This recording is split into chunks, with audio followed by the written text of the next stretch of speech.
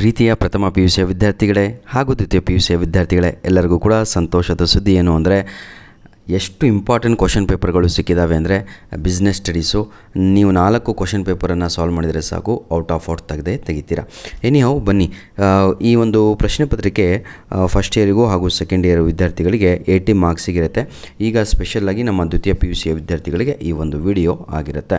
Part ಎನಲ್ಲಿ ನನ್ನ ಪ್ರೀತಿಯ ದ್ವಿತೀಯ PUC ವಿದ್ಯಾರ್ಥಿಗಳೇ, ನಿಮ್ಮ ಕ್ವಶನ್ ಪೇಪರು ಕೂಡ 80 ಮಾರ್ಕ್ಸಿಗೆ ಫಸ್ಟ್ ಮೇನ್ ಕ್ವಶನ್ 5 MCQsಗಳು ಇರುತ್ತೆ. ಹಾಗಿದ್ರೆ ಒಂದೊಂದಾಗಿ ನಾವು ನೋಡ್ತಾ ಹೋಗೋಣ. Whose specialty happens to be personal skill ಅಂತ ಇದೆ.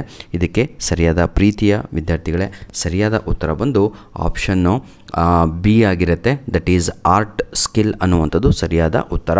ಆದರೆ ಕೆಲವೊಬ್ಬರು ಪ್ರೊಫೆಷನ್ ಅಂತಾರೆ, ಸ್ವಲ್ಪ ಚೆಕ್ ಮಾಡ್ಕೊಳ್ಳಿ ಆಯಿತಾ. Question number 2, who is known as father of scientific management ಅಂತ ಇದೆ. ಇದಕ್ಕೆ ಸರಿಯಾದ ಉತ್ತರ ಆಪ್ಷನ್ ಸಿ ಆಗಿರುತ್ತೆ, FW ಟೇಲರ್ ಅಂತ. ಆದರೆ ಯಾಕೋ ವಿದ್ಯಾರ್ಥಿಗಳು ಇದು ಕೂಡ ಬೇರೆದು ಅಂತ ಹೇಳ್ತಾರೆ. ರ್ಯಾಂಕ್ ಹುಡುಗರು ಅಥವಾ ಇಂಟೆಲಿಜೆಂಟ್ ಇದ್ದವರು ಔಟ್ ಆಫ್ ಔಟ್ ತೆಗೆಯುವಂಥವ್ರು ಬಿಸ್ನೆಸ್ ಸ್ಟಡೀಸು ದಯವಿಟ್ಟು ಕಮೆಂಟ್ ಮುಖಾಂತರ ಕರೆಕ್ಟ್ ಉತ್ತರವನ್ನು ಕಮೆಂಟ್ ಮಾಡಿ. Question number 3, business environment is a group of dash powers ಅಂತ ಇದೆ. ಇದಕ್ಕೆ ಸರಿಯಾದ ಉತ್ತರ ಇಂಟರ್ನಲ್ ಪವರ್ಸ್ ಅನ್ನುವಂಥದ್ದು ಸರಿಯಾದ ಉತ್ತರ ಆಗಿರುತ್ತೆ.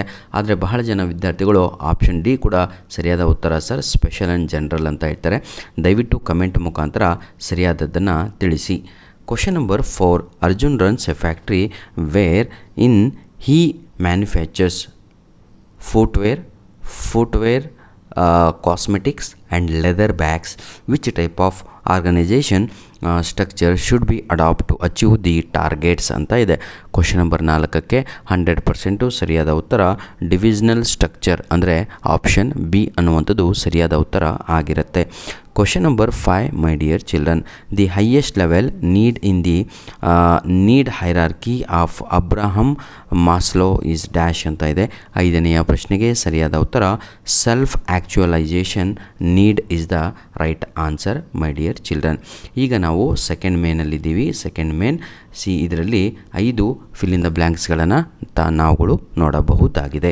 ನೆಕ್ಸ್ಟ್ ಬನ್ನಿ, the formal line of authority from highest to lowest rank are known as dash ಅಂತ ಇದೆ.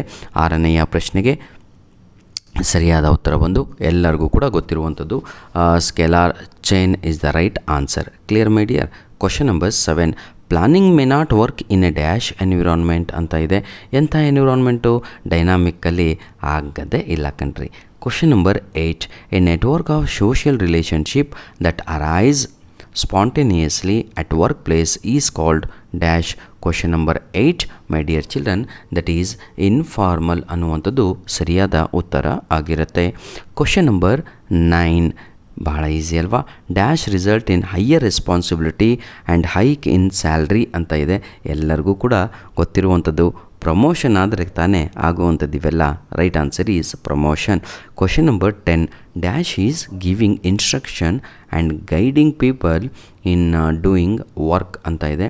ಇದಕ್ಕೆ ಸರಿಯಾದ ಉತ್ತರ ಪ್ರೀತಿಯ ವಿದ್ಯಾರ್ಥಿಗಳೇ directing is the right answer is directing. Clear. ಬನ್ನಿ ಈಗ ಮ್ಯಾಚ್ ದ ಫಾಲೋಯಿಂಗ್ ಕಡೆಗೆ ಹೋಗೋಣ. ನಿಮ್ಮ ಕ್ವಶನ್ ಪೇಪರಲ್ಲೂ ಥರ್ಡ್ ಮೇನ್ ಕ್ವಶನ್ನು 5 ಮ್ಯಾಚ್ ದ ಫಾಲೋಯಿಂಗನ್ನು ಕೊಡಲಾಗತ್ತೆ. ನೋಡಿ ವಿದ್ಯಾರ್ಥಿಗಳೇ, ಮಲ್ಟಿ ಡೈಮೆನ್ಷನಲ್ ಅಂತ ಇದೆ. ಮಲ್ಟಿ ಡೈಮೆನ್ಷನಲ್ ಅಂತ ಹೇಳಿದರೆ ಪ್ರೀತಿಯ ವಿದ್ಯಾರ್ಥಿಗಳೇ ಈಗ ಯಾವುದಿದು?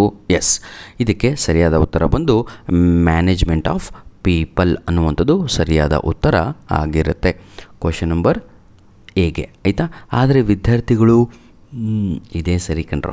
ಬನ್ನಿ ಕ್ವಶನ್ ನಂಬರ್ ಬಿ, ಲಿಬರಲೈಸೇಷನ್ ಅಂತ ಇದೆ. ಕ್ವಶನ್ ನಂಬರ್ ಬಿಗೆ ಸರಿಯಾದ ಉತ್ತರ removal of unnecessary control is the right answer is removal of 4ನೇದು ಆಯಿತಾ ಬಿಗೆ. ಕ್ವಶನ್ ನಂಬರ್ ಸಿ, ಡಿವಿಷನಲ್ ಸ್ಟ್ರಕ್ಚರಿಗೆ ಸರಿಯಾದ ಉತ್ತರ ಇದನ್ನು ನೀವೇ ಹೇಳಬೇಕು ಆಯಿತಾ. ಯಾಕಂದರೆ ಬಹಳ ಜನ ವಿದ್ಯಾರ್ಥಿಗಳು ಯಾಕೋ ಬೇರೆ ಬೇರೆದು ಹೇಳ್ತಾರೆ.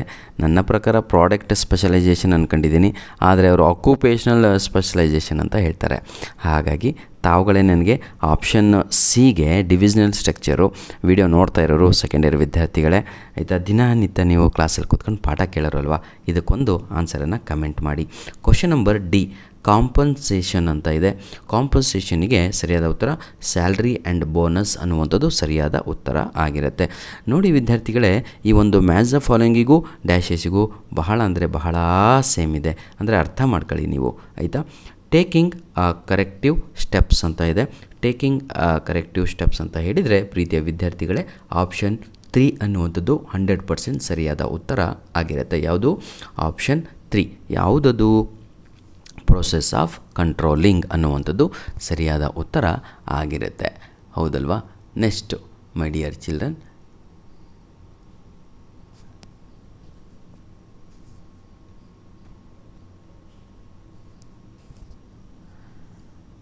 ನಾಲ್ಕನೆಯ ಮೇನ್ ಕ್ವಶನಲ್ಲಿ 1 ಅಂಕದ ಪ್ರಶ್ನೆಗಳನ್ನು ನಾವೀಗ ನೋಡಬಹುದು. 1 ಮಾರ್ಕ್ ಕ್ವಶನಲ್ಲಿ ಏನಿದೆ ಅಂತ ನೋಡೋಣ. ವಾಟ್ ಈಸ್ ಎಫಿಷಿಯನ್ಸಿ ಅಂತ ಇದೆ. ಇದು 1 ಮಾರ್ಕಿಗೆ ಸರ್. ನೀವು 1 ವರ್ಡಲ್ಲಿ ಆನ್ಸರ್ ಬರೆದ್ರೂ ಅಂಕಗಳು ಸಿಗುತ್ತೆ. ಆದರೆ ಅದು ಡಿಪೆಂಡ್ಸ್ ಆನ್ ಕ್ವಶನ್ ಆಗಿರುತ್ತೆ. For example, in which year ಅಂತ ಬಂದರೆ ಒಂದೇ ಒಂದು ವರ್ಡ್ ಸಾಕಲ್ಲಿ, ಹೌದಲ್ವಾ? ಯಾವ ಇಸ್ವಿ ಅಂತ ಬರೀಬೇಕು ಅಷ್ಟೇ, ಅವರಿಗೆ ಸೆಂಟೆನ್ಸ್ ಅವಶ್ಯಕತೆ ಇಲ್ಲ ಅಲ್ಲಿ. ಆದರೆ ವಾಟ್ ಈಸ್ ಎಫಿಷಿಯನ್ಸಿ ಅಂದಾಗ ಇಲ್ಲಿ ಸೆಂಟೆನ್ಸಿನ ಅವಶ್ಯಕತೆ ಇದೆ. ನಾಟ್ ಮೋರ್ ದ್ಯಾನ್ 2 ಲೈನ್ಸ್, ಆಯಿತಾ? 1 ಲೈನು ಅಥವಾ 1.5 ಲೈನ್ ಬರೀರಿ. ನೋಡಿ, ಎಫಿಷಿಯನ್ಸಿ ಅಂದರೆ it is the ability. Efficiency ಅಂದ್ರೇ ಅಬಿಲಿಟಿ ಅಂತ. Ability to achieve desired result with minimum effort and resources ಅಂತ. Clear? Question number 13, give the meaning of decentralization ಅಂತ ಇದೆ. ಇದರ ಅರ್ಥ ಏನು ಅಂದರೆ systematic delegation of authority to lower level of management. ಇದನ್ನು ನಾವು ಡಿಸೆಂಟ್ರಲೈಸೇಷನ್ ಅಂತ ಕರೆಯುತ್ತೇವೆ. ಕ್ವಶನ್ ನಂಬರ್ 14, ಓರಿಯೆಂಟೇಷನ್ ಅಂದರೆ ಏನು ಅಂತ ಕೇಳಲಾಗಿದೆ. Process of introducing new employees to the organization, its policy, ಏನಂತೀರ, ಕಲ್ಚರ್ ಆ್ಯಂಡ್ ಕಲೀಗ್ಸ್ ಅಂತ.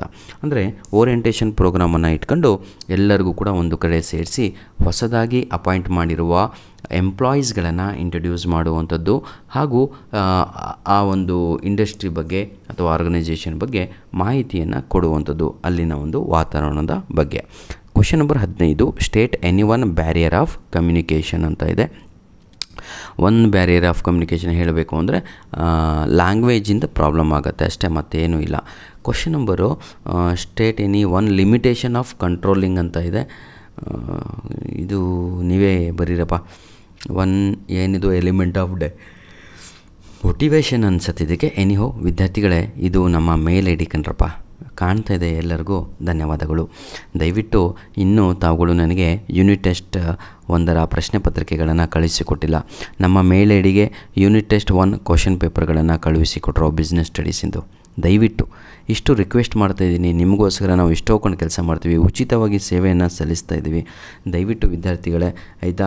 ಆದರೆ ನಿಮ್ಮ ಪ್ರೀತಿ ನನಗೆ ಬಹಳ ಸಿಕ್ಕಿದೆ ಕಣ್ರಪ್ಪ, ಅದಂತೂ ಹೇಳ್ತೀನಿ. ಈ ಒಂದು ಮೇಲ್ ಐ ಡಿಗೆ ತಮ್ಮ ಬಳಿ ಇರುವಂತಹ ಯೂನಿಟ್ ಟೆಸ್ಟ್ 1 ಹಾಗೂ ಮಿಡ್-ಟರ್ಮ್ ಎಕ್ಸಾಮ್ ಮೇಲೆ ಅದು ಕ್ವಶನ್ ಪೇಪರನ್ನು ನಮ್ಮ ಮೇಲ್ ಐ ಡಿಗೆ ಫೋಟೋ ಹೊಡೆದು ಕಳುಹಿಸಿಕೊಡಿ. ಧನ್ಯವಾದಗಳು. ಇಲ್ಲಿ ಕಾಣುತ್ತಿರುವ ಪ್ರಶ್ನೆಗಳು ಎಲ್ಲವೂ ಕೂಡ 99% ನಿಮ್ಮ ಒಂದು ಮಿಡ್-ಟರ್ಮ್ ಎಕ್ಸಾಮ್ಗೆ ಹೆಲ್ಪ್ ಆಗುತ್ತೆ. ಯಾವ ಲೆವೆಲಿಗೆ ಹೆಲ್ಪ್ ಆಗುತ್ತೆ ಅಂದರೆ ಮಿಡ್-ಟರ್ಮ್ ಎಕ್ಸಾಮ್ ಆದಮೇಲೆ ನೀವು ಹೇಳ್ತೀರಾ. ಯಾಕಂದರೆ 4 ಕ್ವಶನ್ ಪೇಪರನ್ನು ಬಿಡಿಸಿದವರು ರಾಜ. ಬರೇ ಕುತ್ಕೊಂಡು ನೋಡಿದವನು ಅವನು ದೊಡ್ಡ ಶಿಖಾಮಣಿ ಅಂತ. ಅವನು ಖುಷಿಯಾಗಿ ಸ್ಮೈಲ್ ಕೊಡ್ತಾನೆ ಅಷ್ಟೇ ಎಕ್ಸಾಮಲ್ಲಿ. ಓಹೋ, ಇಸ್ಲಾಂ ಸರ್ ಹೇಳಿದ್ದೆಲ್ಲ ಬಂದಿದೆ ಅಂತ. ಆದರೆ ವರ್ಕ್ ಮಾಡಿರಲ್ಲ. ನೋಡಿ, ಪ್ರಾಕ್ಟೀಸ್ ಮೇಕ್ಸ್ ಮ್ಯಾನ್ ಪರ್ಫೆಕ್ಟ್. ಇವತ್ತು ಕೂತ್ಕೊಂಡು ಹಾರ್ಡ್ ವರ್ಕ್ ಮಾಡಿದರೆ ಅದರ ಪ್ರತಿಫಲ ಏನಿದೆ ಅಲ್ವಾ, ಅದರ ಪ್ರಾಡಕ್ಟು ನಿಮಗೆ ಎಕ್ಸಾಮಲ್ಲಿ ಸಿಗುತ್ತೆ ಮಾರ್ಕ್ಸ್ ಕಾರ್ಡಲ್ಲಿ. ಧನ್ಯವಾದಗಳು. ನಿಮ್ಮ ಪ್ರೀತಿ ವಿಶ್ವಾಸ ಸದಾ ನಮ್ಮ ಜೊತೆ ಹೀಗಿರಲಿ. ದಯವಿಟ್ಟು ವಿದ್ಯಾರ್ಥಿಗಳೇ, ಒಂದು ಲೈಕ್ ಬಟನನ್ನು ಪ್ರೆಸ್ ಮಾಡಿದ ತಕ್ಷಣ ಕಮೆಂಟಲ್ಲಿ ನಿಮಗೆ ಹೈಪ್ ಅಂತ ತೋರಿಸುತ್ತೆ. ಅದನ್ನು ಪ್ರೆಸ್ ಮಾಡಿ ಅಂತ ನಿಮ್ಮಲ್ಲಿ ರಿಕ್ವೆಸ್ಟನ್ನು ಮಾಡ್ತಾ ಇದ್ದೇನೆ. ಹೈಪ್ ಪ್ರೆಸ್ ಮಾಡಿದರೆ ವಿಡಿಯೋಗೆ ಪಾಯಿಂಟ್ಸ್ಗಳು ಸಿಗುತ್ತೆ. ಅಂದರೆ ವಿಡಿಯೋ ಚೆನ್ನಾಗಿದೆ ಅಂತ ಯೂಟ್ಯೂಬಿಗೆ ಗೊತ್ತಾಗುತ್ತೆ. ಧನ್ಯವಾದಗಳು.